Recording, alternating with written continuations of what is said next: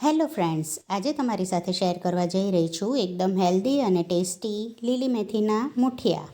એના માટે મેં 250 ગ્રામ મેથીને સાફ કરી સમારી અને ધોઈ લીધેલી છે. તે એક વાસણમાં લીધી છે. 1 ટેબલસ્પૂન આદુ મરચાં અને લસણની પેસ્ટ લીધી છે. સ્વાદ પ્રમાણે મીઠું નાખ્યું છે. 1 ટેબલસ્પૂન લાલ મરચું, અડધી ટીસ્પૂન હિંગ નાખી છે અને 1 ટીસ્પૂન હળદર નાખી છે. પછી તેમાં 1 ટીસ્પૂન ધાણાજીરું પાવડર નાખ્યો છે અને અડધી ટીસ્પૂન ગરમ મસાલો નાખ્યો છે. 2 ટેબલસ્પૂન ખાંડ નાખી છે. હવે આ બધી વસ્તુને સારી રીતે મિક્સ કરી લેવી. જો મેથીમાં આ રીતે મસાલો કરીને મુઠિયા બનાવીએ તો તે એકદમ ટેસ્ટી બને છે. હવે મેં તેમાં 2 ટેબલસ્પૂન તેલ ઉમેર્યું છે. હવે આને સારી રીતે મિક્સ કરી અને તેમાં હું 1 વાટકો ઘઉંનો લોટ નાખું છું. આ આશરે 500 ગ્રામ લોટ છે અને 2 ટેબલસ્પૂન સોજી નાખી છે. આની જગ્યાએ તમે ઘઉંનો કરકરો લોટ પણ લઈ શકો છો. હવે બધું સારી રીતે મિક્સ કરી અને 1 વાટકી ખાટી છાશ લીધી છે. તેનાથી હું લોટ મિક્સ કરી લઈશ.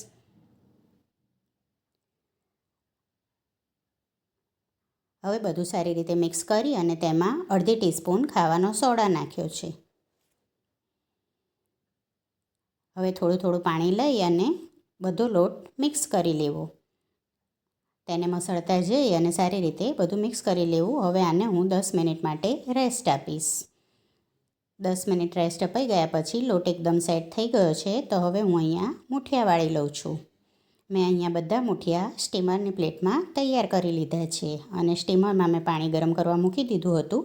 હવે હું તેને 20 મિનિટ સ્ટીમ કરી લઈશ. 20 મિનિટ પછી આપણે એકવાર ચેક કરી લઈએ તો મુઠિયા તૈયાર થઈ જશે. જુઓ, આ એકદમ તૈયાર છે. હવે હું આને થોડીક વાર માટે સિજાવા દઈશ. 5 મિનિટ સિજાવા દઈ અને તેને કાઢી લેવા. તે ઠંડા થાય પછી તેને કટ કરી લેવા.